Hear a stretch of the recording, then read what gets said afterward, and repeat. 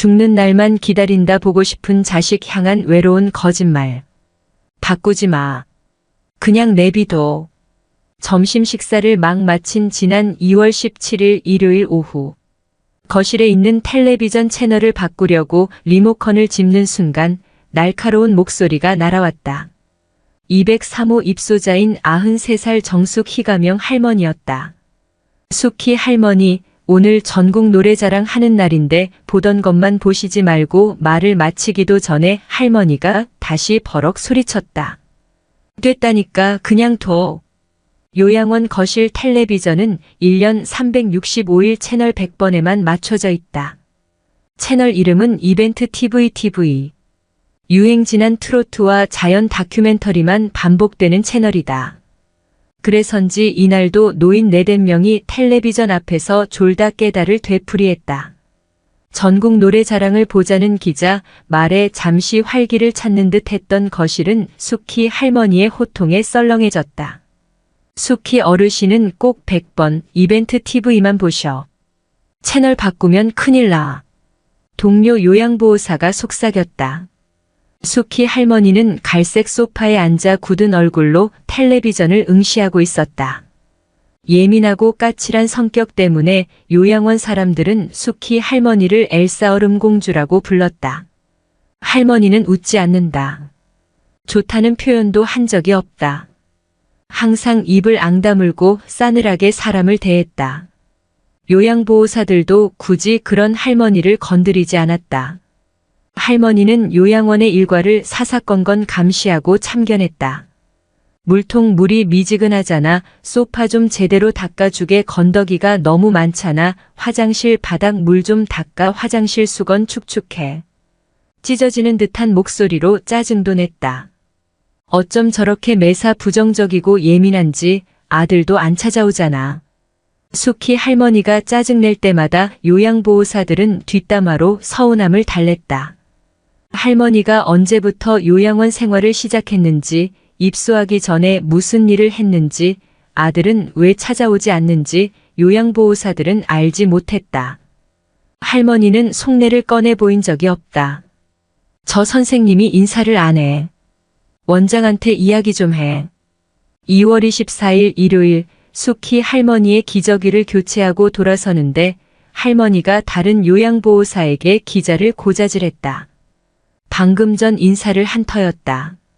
어르신, 제가 아까 인사드렸는데. 억울한 표정으로 이야기했지만 소용없었다. 됐어, 저리 가. 숙희 할머니는 꼴보기 싫다는 듯 기자를 밀어내며 짜증을 냈다. 쾅. 기자 역시 서운한 마음에 화장실 문을 거칠게 닫고 말았다. 그날 퇴근 무렵 숙희 할머니가 손짓하며 기자를 불러 세웠다. 내가 오늘 아침에 이야기한 것 때문에 성났어? 평소와 달리 눈치를 살피며 조심스레 묻는 할머니가 낯설었다. 그럴 리가요. 아침에 하신 말씀은 다 잊은걸요. 마음에 남은 게 없다는 기자에게 할머니는 내가 인사하는 걸 엄청 중요하게 생각해. 나는 인사만 잘하면 되라고 부드럽게 답했다. 어르신, 제가 죄송해요. 앞으로 인사 더 잘할게요. 그렇게 답하는 순간 얼음 같던 숙희 할머니의 두 볼에 눈물이 주르륵 흘러내렸다. 할머니는 젖은 목소리로 이렇게 말했다. 인사라도 안 받으면 정말 비참해서 그래. 내가 아무것도 아닌 것 같아서 인사만 해줘. 숙희 할머니가 감정을 드러낸 건 그날이 처음이자 마지막이었다. 숙희 할머니가 텔레비전 채널을 독점하고 요양원 일에 사사건건 참견하며 사람들을 차갑게 대하는 이유를 비로소 알 수 있었다. 할머니는 그런 행위들을 통해 자신의 권위를 확인하려 했다. 바깥 세계에서 쉽게 드러내던 욕망과 의지가 완전히 차단된 요양원 공간에서 권위는 할머니가 자신의 존재 가치를 스스로 수긍할 수 있는 유일한 수단이었다. 울리지 않는 전화. 숙희 할머니는 처음부터 가시돋쳐 있었을까? 전문가들은 노년의 거주지 이전은 노인들에게 큰 스트레스로 작용하고 특히 새로운 거주지가 시설인 경우 상당한 충격을 받는다고 입을 모은다. 이동 스트레스 증후군이다. 시설에 적응하지 못하는 노인들이 불안과 혼돈, 우울과 외로움을 겪게 되는 증상이다. 2009년 대한간호학회지에 실린 경희대 이혜경 연구원 등의 노인 요양시설 입소 노인의 시설 적응에 미치는 요인 논문을 보면 누가 입소를 결정했는지, 가족의 지지가 있는지 등에 따라 적응 정도의 차이가 크다. 한국의 65살 이상 노인 10명 중 1명이 치매를 앓고 2.1%인 15만 6,435명이 요양원에 입소해 있는 지금 대부분의 노인들은 돌봐줄 사람이 없어서 40.5% 친인척 등 타인에 의해 56.8% 입소가 결정됐다고 했다. 전문가들은 이동 스트레스 증후군을 줄이는 등 시설 적응을 위해 가족이나 친지들의 보살핌이 중요하다고 입을 모은다. 그러나 기자가 요양원에 있는 한 달 동안 숙희 할머니를 찾아오는 사람은 없었다. 다른 노인들도 입소 초기엔 가족들이 종종 요양원을 찾지만 시간이 흐르면서 대부분 발길이 뜸해진다. 2013년 3월 이응 요양원에 들어온 숙희 할머니는 27명 노인 가운데 가장 오래된 입소자였다. 기초생활수급자여서 요양비 전액을 국가에서 지원받는 숙희 할머니는 평소 노인들이 자식, 며느리, 손주 등 가족 자랑을 할 때도 무표정이다. 다리가 불편해 장기요양보험 3등급을 받았지만 인지 능력은 탁월한 할머니였다. 6년간의 고독한 요양원 생활에서 상처받지 않기 위해 스스로 얼음성을 쌓고 고립과 배타적 권위를 선택한 것일지도 모른다. 불안과 혼돈, 우울과 외로움을 견디려는 노인들의 노력은 이응 요양원 근무 한 달 내내 여러 장면으로 목격됐다. 86살 신옥희가명 할머니는 휴대전화를 들여다보는 것으로 하루를 시작했다. 오키 할머니는 까만색 폴더식 휴대전화를 매일 머리맡에 두고 매만졌다. 휴대전화는 할머니가 바깥 세상과 연결된 유일한 끈이었다. 가족 중 누구도 단축번호를 알려주지 않았는지 오키 할머니는 줄창 통화 버튼만 눌렀다. 그 탓에 매번 할머니의 전화가 호출하는 건 마지막 통화자인 아들이었다. 둘째 딸 숙자 가명한테 전화 좀 걸어줘. 한 번도 울리지 않는 전화기를 오전 내내 들여다보던 오키 할머니가 어느 날 기자에게 휴대전화를 내밀었다. 오전 11시. 직장 생활을 하는 둘째 딸이 한창 일할 시간이었다. 어르신 급한 일이세요? 아이고 그냥 통화해 보려고. 할 말은 많지. 뚜루루루루루 뚜루루루루루. 음성 사서함으로 연결되기 직전 둘째 딸이 전화를 받았다. 아이고 못 견디겠어. 그 통장 다 찾았어? 아니 통장 찾았느냐고. 줬어? 도장까지? 그랬어? 내가 찾아놓은 돈도 있을 건데 10만 원. 10만 원 찾아서 약값 주고 그날 약 찾으러 갔었잖아. 도장이랑 통장 다 가지고 있어서 다행이다. 잘했네 잘했어. 다짜고짜 통장과 돈의 행방을 물으며 몇 번이나 같은 질문을 반복했지만 둘째 딸의 대화는 2분을 넘기지 못했다.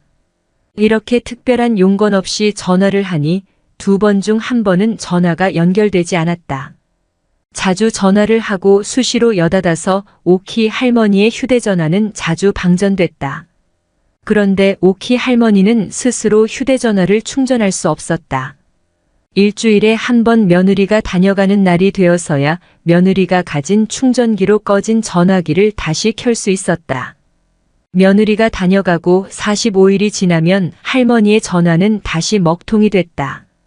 그러면 할머니의 불안 증세는 극심해졌다.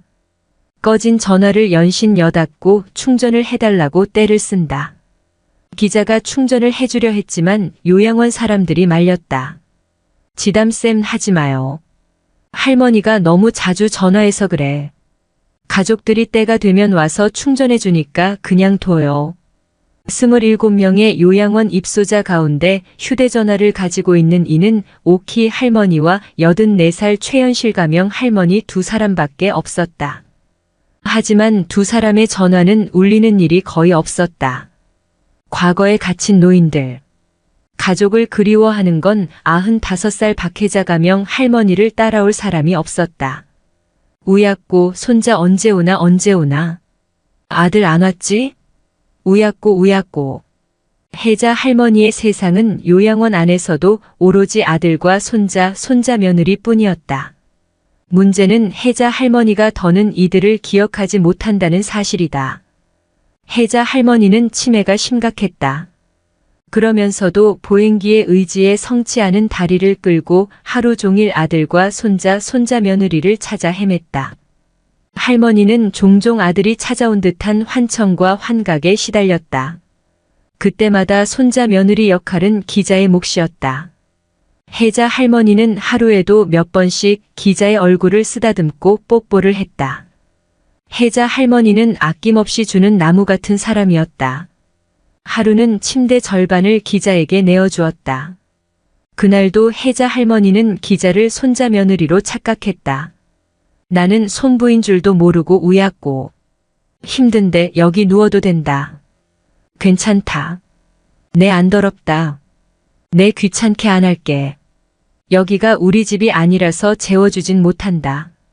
우리 집 가면 좋아할 긴데 죽을 수도 없고 집에 갈 수도 없고. 혜자 할머니는 간절했다. 말썽 부리지 않겠다며 엄마에게 매달리는 아이처럼 애원했다.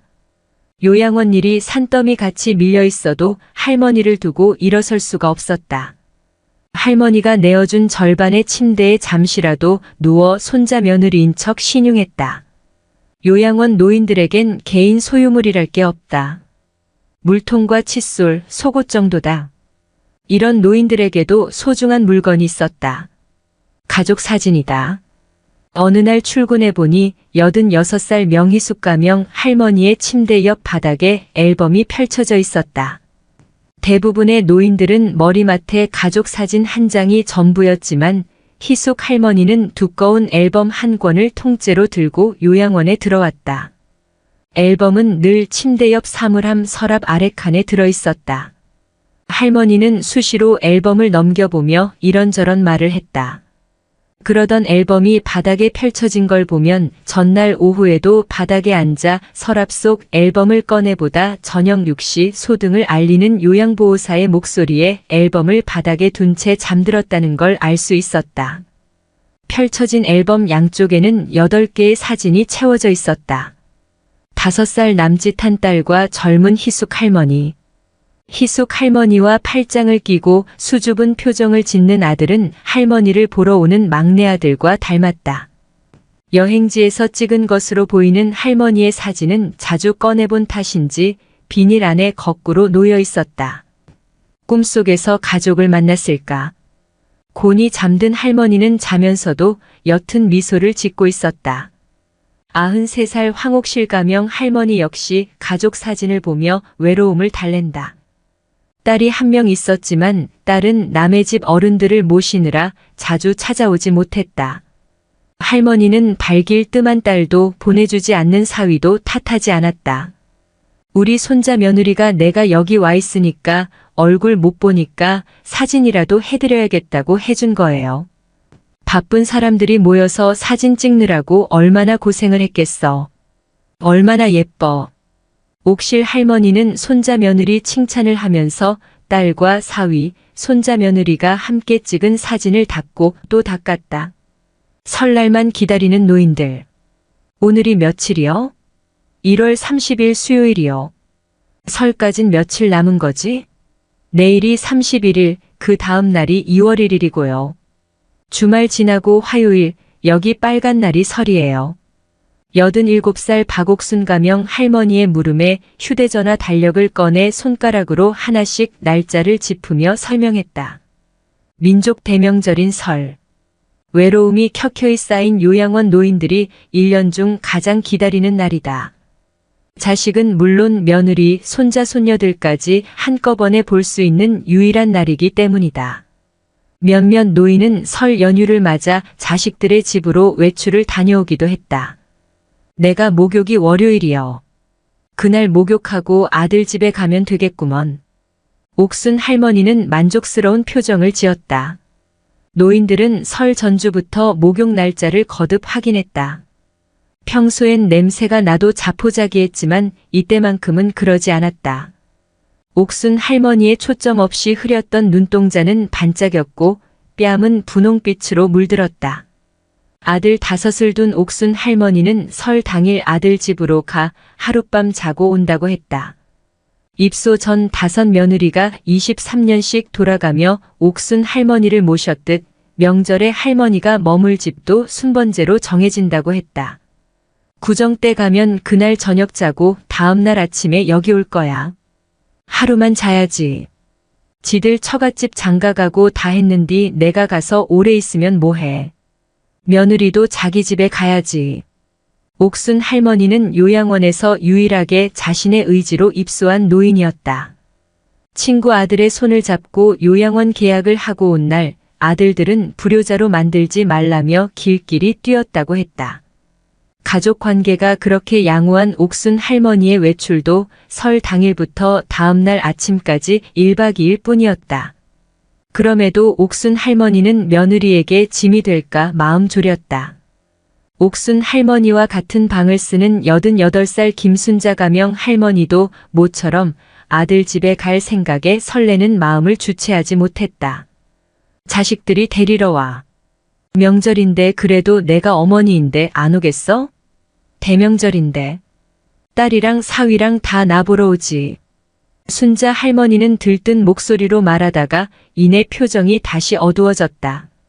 그런데 자식들이 여기 더 있으라고 할 거야. 여기 있는 거를 좋아하잖아. 오늘은 특별히 보호자들이 많이 오는 날이에요. 방 온도 조절 잘 해주고 기저귀 케어할 때는 환풍기 켜놓으세요. 벽에 뿌리는 향수도 방마다 뿌리고 호라비 냄새가 나잖아. 참 어르신 마시는 물통도 바로바로 갈아주세요. 그리고 명찰도 잘 차고요.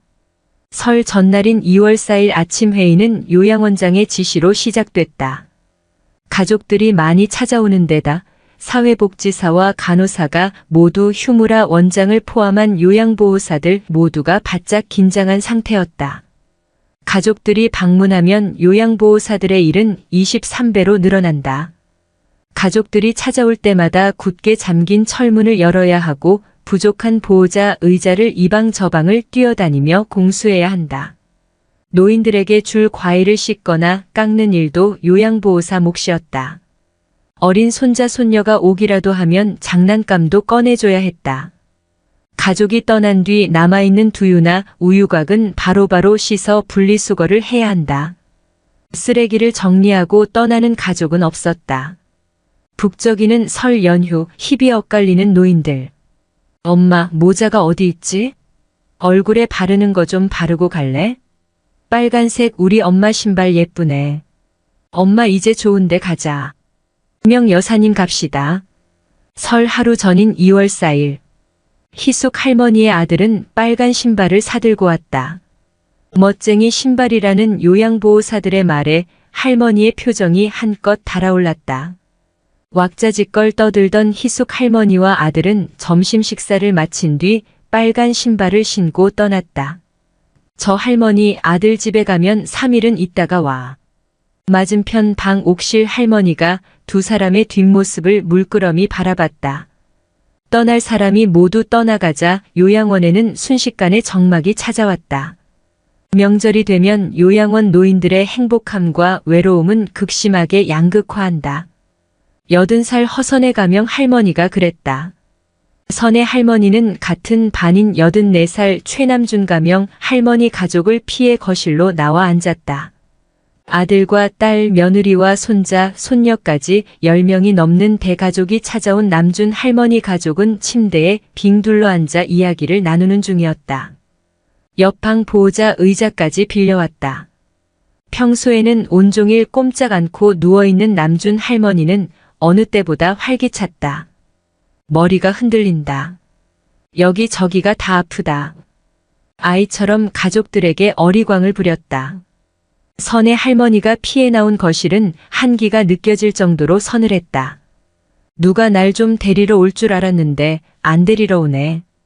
외국에서 공부시켜봤자 소용없어. 아들이 미국에 있다는 선의 할머니는 혹시 아들이 올지도 모른다는 기대가 실망으로 변하자 속상한 마음을 털어놨다. 그럼에도 마지막까지 기대를 접지 못했다. 띠리링 현관에서 벨이 울릴 때면 선의 할머니는 혹시나 싶어 현관 쪽으로 고개를 빼꼼히 내밀었다. 자녀들의 성별도 요양원 노인들의 설 풍경을 갈라놓았다. 아들을 둔 노인들은 가족이 방문하거나 외출을 다녀왔지만 딸을 둔 노인들은 방문을 기대조차 하지 않았다. 설에 가족이 오냐는 기자의 질문에 옥실 할머니는 버럭 소리를 지르며 난 아들도 없고 딸 하나밖에 없는데 딸이 어떻게 와? 못 와. 오늘은 음식 만들어야지. 내일 아침에는 제사 지내고 어쩌고 어떻게 와라고 했다.